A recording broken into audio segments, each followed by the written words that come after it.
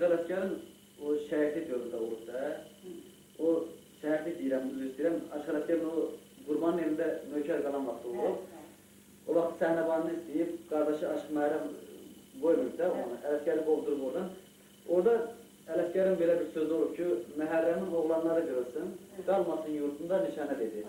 Zəhmət olmasa bu Aşıqal Əsgərin birinci o nökər olduğu vaxtdan biraz söhbət edir. Aktopayla parı bulavasıyla gelince. Bakırım güler, baktı bir şey.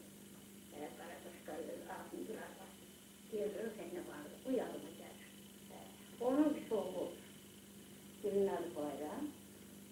O bayramdan sonra meherle beyler. Beyler ondan sonra meherle bir soğuğu olur. O bayram öldüğü bayram öldüğünde uyarıma gelir, birimize rahatlara bakar. Onlar varlardılar, o beylere. Ondan sonra da beyler tarafı olmamıştı hele. Onu herden kendi yeri kalkıp bağlı bakmış. Ayrılmıştı, biz Merman'la beraber çıkmış. Kendi yeri kazandığa bakıp gitmiş, serbest. İki kadın ki hem o parmağında gitmiş, altında kişileri kızıyor. Hem de öyle bir küçük onun altında kırmış. Bunu öyle kullanıyor, öyle karşısında geçmiş.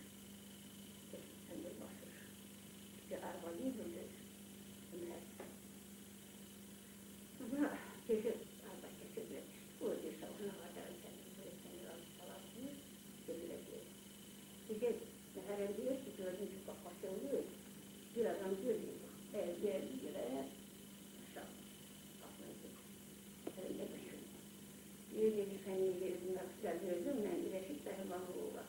Benim hakkım çölak oğlanın yerinde olsa. Bunun kışın düşün. Şundan da çığırım bakmaya ona geliyorum. Görebilmem. Bunlar onun hazırlarına ne kadar herhalde sarmadı. Bu bunlar. Bu yarak sarmadı.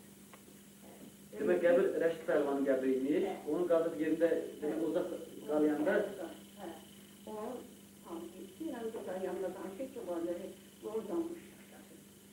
Hazırları da ne kadar bir çalıştı. Neylediler? Kimleri danıştı, kimleri danıştı. Hemen yer oturmuşlar, yer yüküne yaptılar. Otur. Sonra kaçı kaçta da o devler. Demək Məhərrəmin yurdunda nişanə qalmadı da.